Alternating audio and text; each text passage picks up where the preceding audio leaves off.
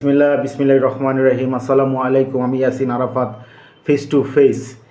ঠিক, খাবার মানুষের খুব পছন্দনীয় একটা মাধ্যম। আমরা সকালে খাই, দুপুরে খাই, বিকালে খাই, যখন তখন খাই, যখন ইচ্ছা তখন খাই।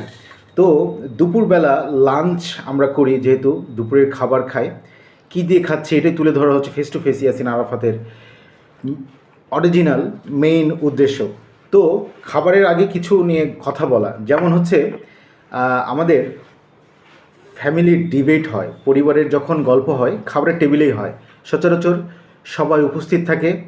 আর যারা অফিসিয়াল জীবনযাপন করে তাদের তো আর ফ্যামিলি থাকে না, তারা অফিসিয়াল কলিগদের সাথে একটা কথাবার্তা ডিবেট হয়। তো ডিবেট হওয়ার একটা মাধ্যম হচ্ছে খাবার।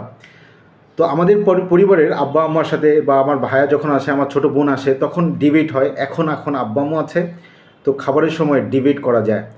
এই বাদবাকি সময়গুলো আমরা অন্যান্য কাজে, যেমন স্কুল, যারা শিক্ষার্থী আছে স্কুলে সময় কাটাতে হয়, যারা অফিসিয়াল জীবনযাপন করে অফিসের জীবন কাটাতে হয়, আর বাকি যারা কর্মজীবনে থাকে কর্মের সাথে থাকতে হয়। তো খাবারটা হচ্ছে একটা মাধ্যম, আমাদের একত্র করে, ভালোবাসা বৃদ্ধি করে এবং প্রত্যেকের প্রতি যত্নশীল কে কিছুতে আটকায় আছে কিনা এই সুযোগটা খাবার তৈরি করে দেয়। তো আজকের মেনুগুলো কি দিয়ে খাচ্ছে এটা তুলে ধরবো। মাছের পুটপুটি আছে, ভাজি করছে, সাথে হচ্ছে কলার ভর্তা এবং পাটের শাক। আর মেইন যে ডিশটা সেটা হচ্ছে পটল কুচি কুচি করে তেলাপিয়া মাছ দিয়ে রান্না করেছে।